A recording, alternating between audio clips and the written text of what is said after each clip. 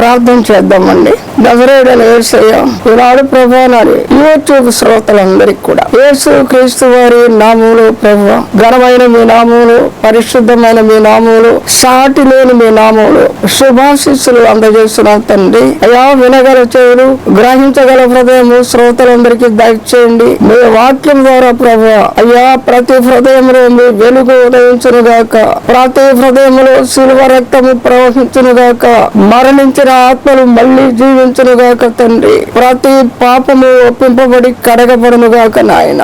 అయ్యా, నీ రాకడకు ముందే విన్న ప్రతి బిడ్డ ఒక్కలను కూడా వదిలిపెట్టడం లేదు తండ్రి. విన్న వారందరికీ రక్షణ దయచేయం, ఆశీర్వాదాలు దయచేయం. అయ్యా, ఒక్క మాట తమరి సన్నిధిలోని దాసురాలు ఒక్క మనవి చేస్తూ ఉంది. కొర్నేలు ఇంట్లో నా ప్రభువా, అన్య జనులు నా తండ్రి ప్రార్థన కొరకు కూడుకొని ఉండగా వారు వాక్యము ఎరగని వారు, మందిరానికి వెళ్ళని వారు, వారి మీద నీ ఆత్మ కుమ్మరింపబడి వారు భాషలతో మాట్లాడారయ్యా.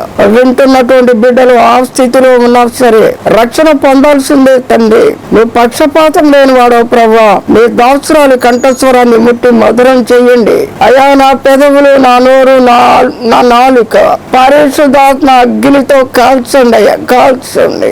వినగల చెవులు, గ్రహించగల హృదయము అందరికీ అనుగ్రహించండి. యేసు క్రీస్తు వారి నామములో వేడుచున్నాను తండ్రి. ఆమేన్, ఆమేన్, హల్లెలూయా, హోసన్నా. మనం మత్తయి సువార్త 6వ అధ్యాయంలోకి వచ్చినప్పుడు 6వ అధ్యాయము 43వ వచనం నుండి వ్రాయబడిన యేసు క్రీస్తు ప్రభుల వారి మాటలు, నీ పొరుగు వారిని ప్రేమించి నీ శత్రువును ద్వేషించమని చెప్పబడిన మాట మీరు విన్నారు కదా. నేను మీతో చెప్పినదేమనగా, మీరు మీ పరలోకమున్న మీ తండ్రికి కుమారులై ఉండునట్లు మీ శత్రువులను ప్రేమించుడి, మిమ్మల్ని హింసించే వారి కొరకు ప్రార్థన చేయుడి. ఆయన చెడ్డవారి మీదను మంచి వారి మీదను తన సూర్యుని ఉదయింపజేసి నీతి మంతుల మీదను అనీతి మంతుల మీదను వర్షము కురిపించుచున్నాడు. మీరు మిమ్మల్ని ప్రేమించిన వారిని ప్రేమించిన యెడల మీకేమి ఫలము కలుగును? సుంకరులు అలాగే చేస్తున్నారు గనుక మీ సహోదరులకు మాత్రమే వందనము చేసిన యెడల మీరు ఎక్కువ చేస్తున్నదేమి? అన్ని జనులు అలాగే చేస్తున్నారు కదా. మీ పరలోకపు తండ్రి పరిపూర్ణుడు గనుక మీరును పరిపూర్ణులుగా ఉండేదారు. ఈ వాక్య భాగం మనకి ఏం చెప్తూ ఉండండి?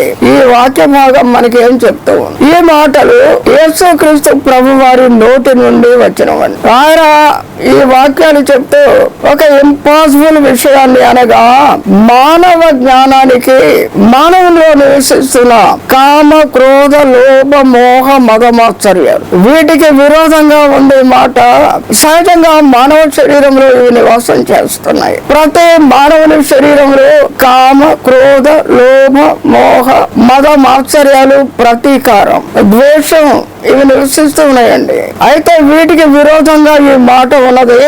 మానవులు సాధారణంగా అంగీకరించలేని భావోద్వేగాలకు వ్యతిరేకంగా ఈ వాక్యం చెప్పబడుతున్నందున ఇది మానవులు అనుకుంటారు అంగీకార యోగ్యంగా లేదు.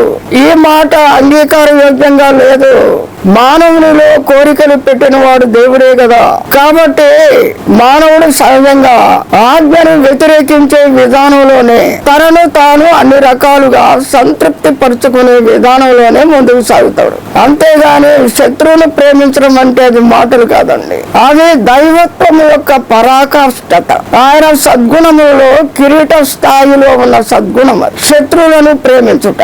మనం ముందుకెళ్ళాలండి, కొద్దిగా ఆలోచించాలి, బాగా ఆలోచించాలి. మానవుడు జన్మించినప్పుడు, ఒక శిశువుగా ఉన్నప్పుడు అతనిలో ఏ భావోద్వేగాలు కూడా పనిచేయవు. పసిబిడ్డ అంటారు, దేవుడితో సమానం అంటారు, ఆ పిల్లలకి ఏం తెలియదు అంటారు, పాపం పుణ్యం తెలియదు అంటారు. కొద్దిగా ఎదిగిన తర్వాత వారిలో కనబడేటటువంటి ఆ యొక్క ఉద్వేగాలు, ఆ కోపం లేదా పట్టుదల లేదా ప్రతీకారం లేదా రోషం, ఇవన్నీ కూడా చూసినప్పుడు సహజంగానే భావోద్వేగాలు మానవుల్లో చిన్ననాటి నుండే పెరుగుతూ ఉంటాయని అర్థమైంది. మరి వాటిని మనం తొలగించుకోగలమా?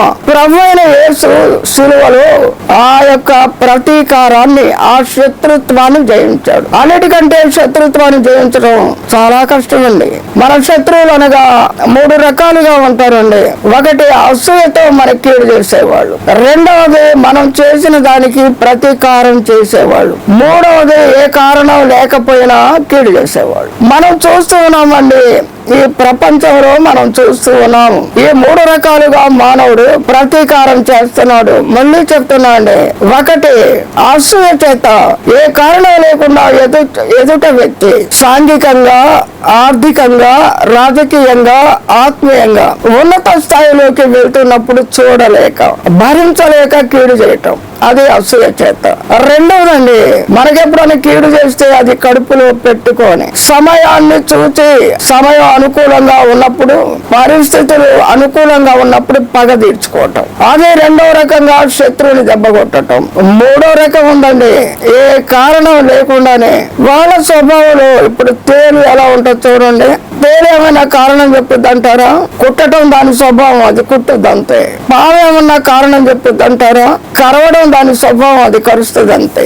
అలాంటి స్వభావం స్వతగా ఉన్నవాడు కూడా ఈ లోకంలో లేకపోలేదు. యేసు ప్రభు ఈనాడు మానవులకు సవాల్ విసురుతున్నాడండి. ఏ రకమైన శత్రువు అయినా సరే నువ్వు క్షమించాలి. ప్రభు ఈ మాట అంటున్నారండి చాలా చక్కగా, నీ పొరుగు వాడిని ప్రేమించి నీ శత్రువులను ద్వేషించము అనే మాట మీరు విన్నారు కదా. నేను మీతో చెప్పినది ఏమనగా, మీరు మీ పరలోకమందున్న మీ తండ్రికి కుమారులై ఉండినట్లు మీ శత్రువులను ప్రేమించుడి, మిమ్మల్ని హింసించే వారి కొరకు ప్రార్థన చేయుడి. ఇది ఎలా సాధ్యం అండి? మనం లోతులోకి వెళ్ళాలండి. ఇవి ఎవరిలో ఉంటాయంటే స్వభావాలు ఎవరైతే రక్షణ పొందకుండా ఉంటారో వారిలో ఉంటాయండి. ఎవరైతే పరిశుద్ధాత్మ పొందకుండా ఉంటారో వారిలో ఉంటాయండి ఈ లక్షణాలు. కాబట్టి ఆ లక్షణాలు ఇంకా తీసివేయబడలే. మరి ప్రపంచ వ్యాప్తంగా ఇవి ఏలుబడి చేస్తున్నాయి, చాలా మందిని నడిపిస్తూ ఉన్నాయి. మానవ జాతికి చాలా కీడు జరుగుతూ ఉంది ప్రతీకారాల వల్ల. మరి దీన్ని ఎలా తీసివేయగలమండి?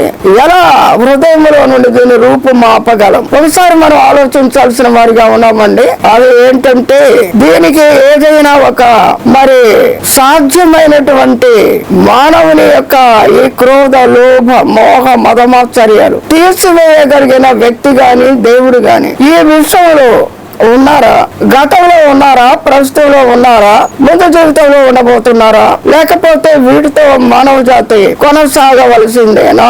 ఈ ప్రశ్నకి జవాబు శ్రీ సర్వశ్రీ మహాశ్రీ పుణ్యశ్రీ కరుణశ్రీ యేసు వారు మాత్రమే ఇవ్వగలను. ఎందుకనగా దీని మూలాలు ఆయనకి తెలుసు గనక. మానవుడు ఎందుకు ఇలా మారుతున్నాడు అన్న విషయం ఆయనకి తెలుసు గనక, చిన్ననాటి పసిపాప పెద్ద అయిన తర్వాత సమస్త పాపాలు చేయడానికి సమాజంలో ఒక తిరుగుబాటు చేసే వ్యక్తిగా, సమాజాన్ని భ్రష్టత్వం పట్టించే వ్యక్తిగా ఎందుకు మారుతున్నాడు, ఎందుకు అలా మారుతున్నాడు అన్న ఆలోచన గొప్ప గొప్ప వేదాంతులకు కూడా వస్తుంది. మానసిక శాస్త్రవేత్తలు అనగా మనసు యొక్క మరి పరిభ్రమణ ఎలా ఉంటది, ఏ సమయంలో మానవుడు ఎలాంటి భావోద్రేకాన్ని కలిగి స్పందిస్తాడు, బాడీ లాంగ్వేజ్ గాని, ఐస్ గాని, ముఖ లక్షణాలు గాని, వారు నవ్వుతున్నారా, ప్రేమిస్తున్నారా, ద్వేషిస్తున్నారా, కోపంగా ఉన్నారా అన్నది ఖచ్చితంగా మనకి ముఖ ప్రదర్శనలు కనబడుతూనే ఉంటదని. మరి యేసుక్రీస్తు వారు వీటిని జయించమని ఎలా చెప్పారు? ఆయన ఎలా జయించగలిగారు? ఒక్కసారి సిలువను మనం పరిశీలనగా చూసినప్పుడు ఆయన అందరికీ మేలు చేశాడు. దాదాపు అందరికీ మేలు చేశాడు. అందరినీ ప్రేమించాడు.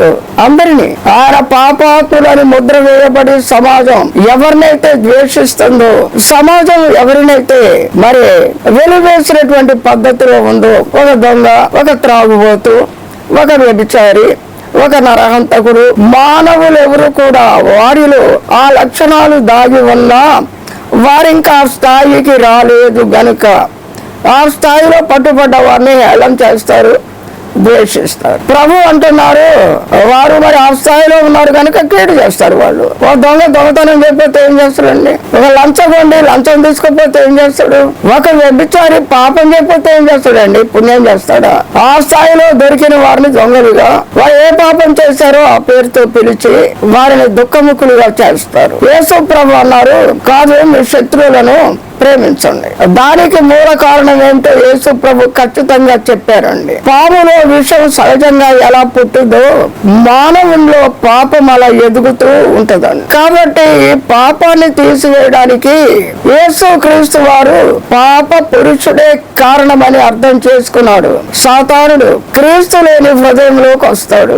వాడి గురించి ప్రభు మాట్లాడినప్పుడు వీడు దొంగ, దోచుకునేవాడు, నరహంతకుడు, ధర్మ విరోధి, వీడు క్రీస్తు విరోధి, వీడు అబద్ధికుడు, అబద్ధమునకు జనకుడు, వీడి గురించి చాలా జాగ్రత్తగా ఉండాలా అని వాడికి చాలా బిరుదులు ఇచ్చాడండి. కాబట్టి ప్రభు అన్నారు వాడు క్రీస్తు విరోధి, మానవ విరోధి కూడా. ఎందుకనగా మానవంలోనే ఆ నిషిద్ధ ఫలం తినే రీతిగా ప్రేరేపించే ఆధ్యాత్మిక్రమం చేయించే మానవుని మనస్సును వశపరుచుకొని వాడిని తన పరిపాలన కిందికి తెచ్చుకున్నాడు గనక తనలో ఉన్న పాపాలన్నీ వాళ్ళు పెట్టాడు. వాడు సాతానును ఎదిరించడానికి కావలసిన మారు మనసు గాని పాప క్షమాపణ గాని లేదు. అట్టి వారి హృదయాల్లో క్రీస్తు లేడు. క్రీస్తు ఎందుకుంటారో తెలుసా? మన బదులు వాడితో పోరాడటానికి, మన బదులుగా ప్రార్థన చేయడానికి. ఆయన విజ్ఞాపన కర్తండి. యుక్తముగా ప్రార్థన చేయుట ఎలాగో మనకు తెలియదు కనుక ఉచ్చరింప శక్యం గాని మూలుగులతో కన్నీళ్లతో ఆయన ప్రార్థన చేయవానిగా ఉన్నారు. రెండవది ఆయన మంచి బోధకునిగా ఉన్నారు. మూడవది భూమి మీద పరలోకములో మన కొరకు యుక్తముగా ప్రార్థన చేస్తున్నాడు. ఈ మూడు చేస్తున్నాడు ఆయన. ఎప్పుడో తెలుసా? నీవు వాక్యం వింటున్నప్పుడు ఇప్పుడే ఈ క్షణమే నవ్ ఇట్ సెల్ఫ్ నువ్వు వాక్యం వింటున్నప్పుడు నీకు విశ్వాసం కలుగుద్ది. యేసు ప్రభు రక్తము ప్రతి పాపము నుండి మనల్ని పరిశుద్ధులుగా చేయను. ఆయన లోక పాపములు మోసిన దేవుని గొర్రెపిల్ల, పరిశుద్ధుడు.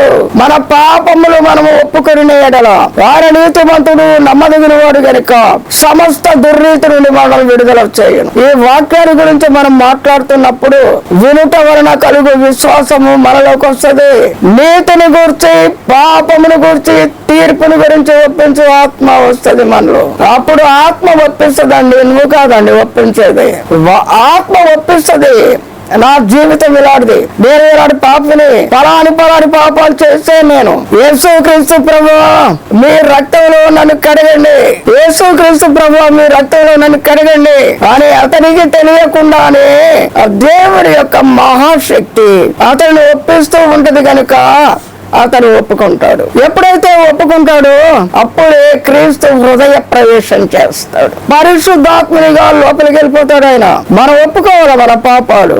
ఆయన ఎందుకు వస్తున్నాడు అంటే ఆయన పాపరహితుడు గనక. ప్రతి విషయంలో మనవలే శోధింపబడినను ఆయన పాపము లేని వానిగా ఉన్నాడు గనక పాపలను రక్షించుటకు ఆయన యోగ్యుడు, పాపమును ఒప్పించుటకు సరిపోయినటువంటి దేవుడు. కాబట్టి మనం ఒప్పుకొని నేడలా ఆయన మన హృదయంలోకి వస్తాడు. ఎందుకండి మన హృదయంలోకి రావాలా?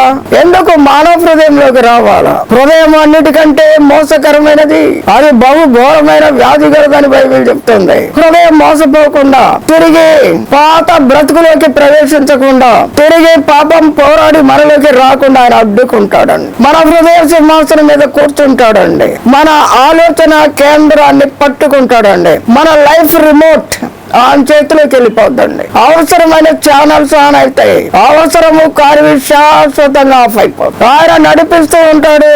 ఆయన నాడు ప్రవక్త యేసయ్య గ్రంథం 3వ అధ్యాయంలో ఈ మాట రాయబడి ఉంది. వారిలో నుండి రాతి గుండెను తీసివేసి మాంసపు గుండెను పెడతాను, నా విధులు గైకొని వారు గాను నా మార్గంలో నడిచేవారు గాను వారిని చేస్తాను, నా ఆత్మను వారి యందు ఉంచి నా ఆజ్ఞను గైకొని వారిగా నా మార్గంలో నడిచేవారిగా చేస్తాను. Wonderful, most wonderful. ఈ విషయంలో చాలా ఆధ్యాత్మిక గ్రంథాలు ఉన్నాయి. ఇలా చెప్పిన వారు ఒక్కరూ లేరు except lord Jesus. He is famous for his kindness, for his forgiveness, his soft excusing. He invited all sinners. We knock out them because we never like them. If we recognize a thief, we never say welcome to him because we know pretty well he will take something and go. Prabhu Ararat, all sinners are welcome to me. All sinners are welcome. Welcome, come to me, come to me. It's a famous word, చాలా గొప్ప వాక్యం. కారణం ఏంటంటే ఏ వ్యక్తి అయితే పాప క్షమాపణ పొందుతాడు, యేసుక్రీస్తే మళ్ళీ పాపం రాకుండా మన ఆలోచన కేంద్రాన్ని పట్టుకొని పాపం వైపు ఆకర్షింపబడకుండా మళ్ళీ బంధిస్తాడండి. గత జీవితం తిరిగి పునరావృతం కాకుండా దానిని పూర్తిగా తొలగిస్తాడు, పూర్తిగా. కాబట్టి ఆయన మన హృదయంలో ఉండడం అన్నది ప్రాముఖ్యం. We have to confess our sins right in his presence. We may not confess our sins before any human being because we feel we are greater than them. So why should I confess my sins in front of them? They are less than me in every field. People will think like that. But Lord Jesus is most honorable, most kind, most excusing hearted. We have to confess our sins. Why not? He won't broadcast all our sins. He never advertise our inner heart, which is with dark deeds. Simply He will clean it, and He will embrace you, He will kiss you, He will hug you, He will receive you as His son. ఎందుకనగా దీనికి కారణం సాతానుడని ఆయనకి తెలుసు. మానవుడు పాపం చేయడానికి కారణం రకరకాలుగా పాపము అతనిలో ప్రవేశించి ఒకరిని దొంగగా, వాడు తాగుబోతు, వాడు తిరుగుబోతు, ఒక లంచగొండి, వాడు అబద్ధికుడు, ఒక నరహంతకుడు.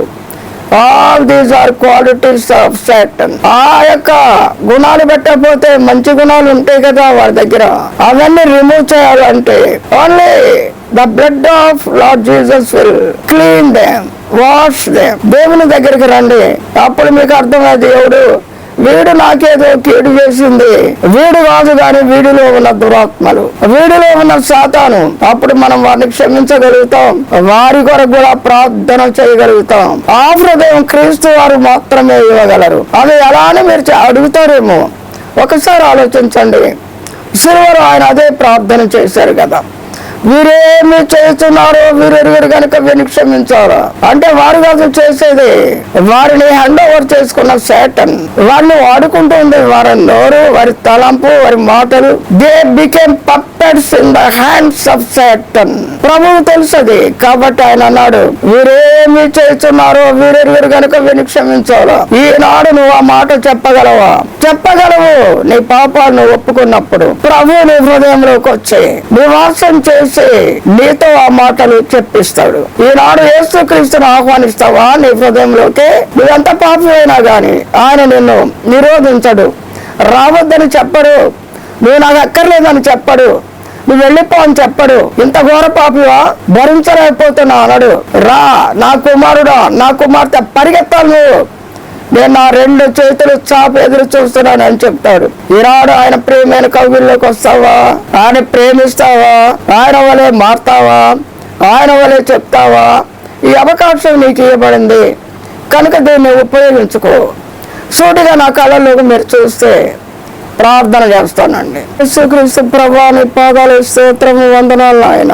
ఈనాడు ప్రభువా, మానవులకు భూలోకం మాత్రమే కనబడుతుంది, నరకం కనబడట్లేదు ప్రభువా. అయ్యా తండ్రి, పరలోకం కనబడట్లేదు. ఆ 2 విషయాల్లో వారు అందులుగా ఉన్నారు కనుక వారు భూలోకాన్ని చూస్తూ రకరకాలుగా జీవిస్తూ వారిని వారే తృప్తి పరుచుకుంటూ సమాజంలో ప్రభు ఉన్నత స్థాయిలోకి రావడానికి, సమాజం తలెత్తు చూసే స్థాయిలో వారు ఉండాలని మానవపరమైన కోరికతో ధన సంపాదన, వ్యాపారం, వ్యవసాయం రకరకాలుగా వారు తమను తాము అప్గ్రేడ్ చేసుకోవడానికి పోరాటాలు చేస్తున్నారు. మరణం తర్వాత ఏం జరుగుద్ది అన్న విషయాన్ని ఎరగని వారిగా ఉన్నారు. నరకం ఉండే, పరలోకం ఉండే అన్న ధ్యాస లేని వారిగా ఉన్నారు. మీరు ఇచ్చిన 24 గంటలు కూడా వారు స్వప్రయోజనానికి, సంపాదనకు, రకరకాలుగా ఈ లోకంలో అభివృద్ధి చెందడానికి సమయాన్ని వెచ్చిస్తున్నారు. నాయన, ఈనాడు మీరు మాట్లాడాలని ప్రార్థన చేస్తూ ఉన్నాం. ఒక్కళ్ళని కూడా సైతానికి అప్పగించడానికి నీ దాసరాలు ఇక్కడ సిద్ధంగా లేదు ప్రభు. ప్రతి ఒక్కరూ రక్షింపబడాలా. సాతానికి ఒక్క ఆత్మనివ్వడానికైనా నేను సిద్ధంగా లేను తండ్రి. పోరాడి మొత్తం తేడమే నా ఉద్దేశం. తప్పకుండా ఈ వాక్యం సజీవమైనది. అయా, ఇది రిలంచని ఖడ్గము, ఇది ప్రాణాత్మ మూలుగా దూరుచు హృదయంలోని పాపాన్ని తలంపులు బయటికి లాగున్న తండ్రి కనుక నా ప్రభు జీవవాక్యాన్ని చేత పట్టుకుని ఓ జ్యోతి వలె ప్రకాశిస్తూ వాక్య ప్రకటన చేస్తున్న తండ్రి, వాక్యం ద్వారా ప్రభు ప్రజలను పట్టుకోండి అయ్యా. తండ్రి నీకు స్తోత్రాలు.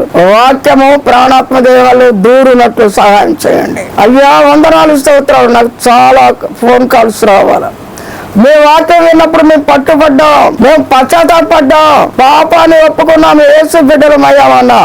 ఫోన్ కాల్స్ నాకు రావాల ప్రభు, సహాయం చేయమని మీరు ఆ కార్యం చేశారని నమ్ముతూ, అనేకులతో మాట్లాడారని నమ్ముతూ, యేసు క్రీస్తు వారి నామములో ప్రార్థన ప్రభు పాదాలకు సమర్పిస్తూ ఉన్నాను. క్రీస్తు వారి నామములో ఆమేన్. హల్లెలూయా. హోసన్నా.